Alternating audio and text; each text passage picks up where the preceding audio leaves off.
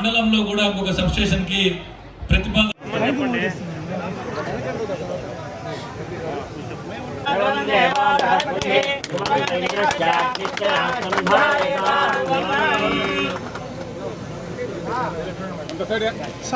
మా ప్రాంతంలో 2 సబ్స్టేషన్స్ కావాలి, వీటి వల్ల రైతాంగం ఇబ్బంది పడుతున్నారని చెప్పి దగ్గరుండి వచ్చి శాంక్షన్ చేయించుకొని వాళ్ళ ప్రారంభించుకోవడం జరిగింది. ఇవాళ ఇక్కడ సబ్స్టేషన్ రావడానికి కారణం ముఖ్యంగా మీ ఎమ్మెల్యే గారు పట్టుబట్టి చేయించుకున్నారు. ఇది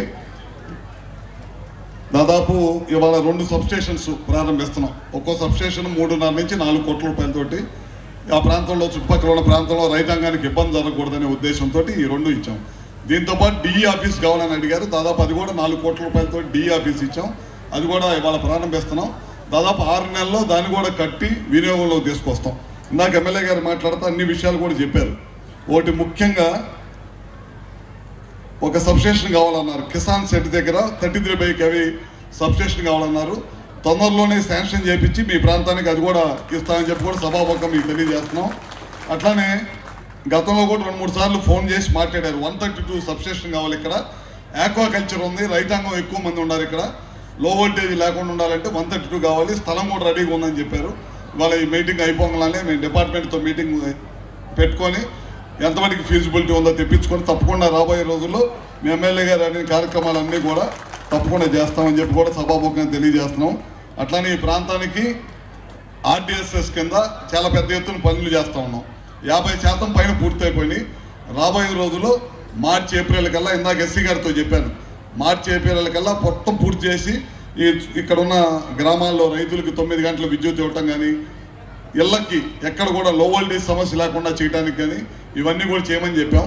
తప్పకుండా మార్చి ఏప్రిల్ కల్లా అన్నీ కూడా అవగొట్టి ప్రజలకు ఇబ్బంది లేకుండా చేస్తామని చెప్పి కూడా మీ అందరికీ తెలియజేస్తా ఉన్నాం. ముఖ్యంగా పవర్ డిపార్ట్మెంట్కి సంబంధించి వాళ్ళ పత్రికలో కొన్ని రాశారు. అవన్నీ కూడా మీకు చెప్పాల్సిన అవసరం ఉంది కాబట్టి చెప్తున్నాను.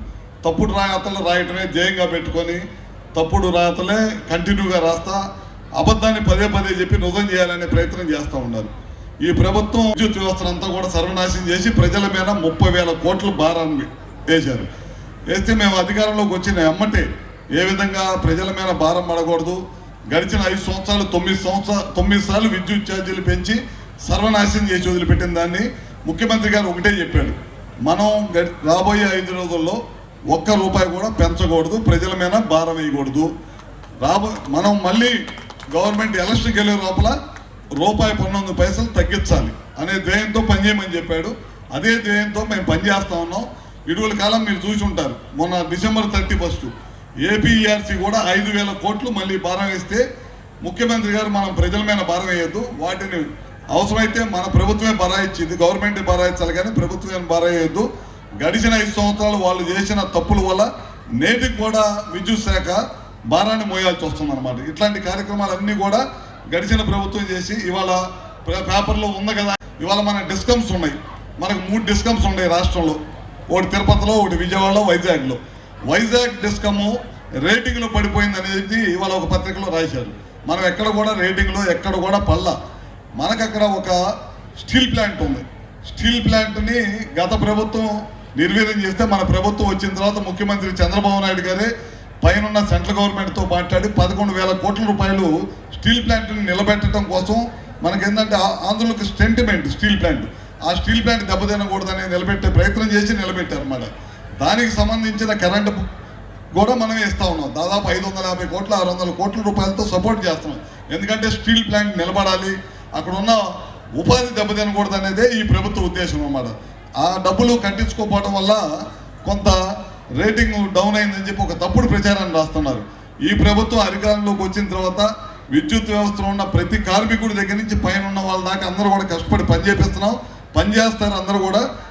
దాని రిజల్టే మొన్న మధ్య ట్రూ అప్ ఛార్జెస్ కింద దేశంలో ఎక్కడైనా ట్రూ అప్ ఛార్జ్ అయితే ఉంటుంది. మొట్టమొదటిసారి ట్రూ డౌన్ చేసిన ఘనత చంద్రబాబు గారిది, కూటమి నాయకత్వం.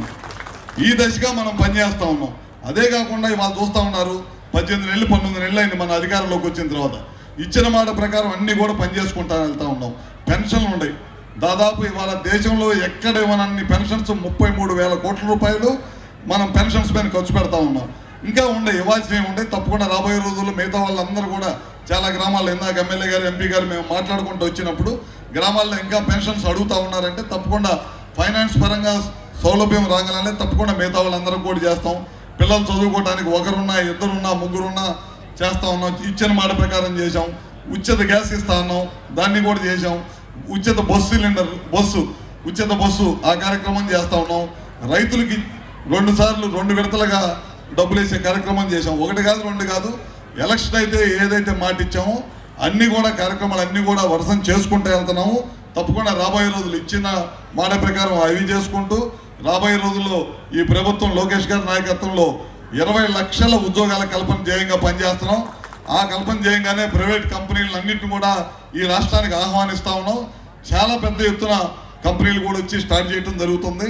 అదే కాకుండా ప్రభుత్వ ఉద్యోగాలు కూడా మీరు చూసే ఉంటారు. 16,300 మందికి డిఎస్సి ద్వారా ప్రభుత్వ ఉద్యోగాలు ఇచ్చిన ఘనత కూటమి ప్రభుత్వం.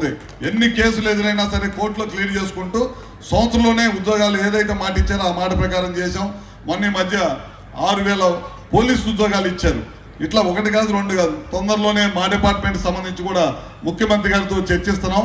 దాదాపు ఏఈలు కొరత ఉంది. దాదాపు ప్రతి మండలానికి ఒక ఏఈ ఉండాల్సింది ఈ 2 మండలానికి ఒక ఏఈ ఉండి 700 మంది ఏఈలు కావాల్సిన అవసరం ఉంది. అది కూడా ముఖ్యమంత్రి గారితో చర్చిస్తా ఉన్నాం.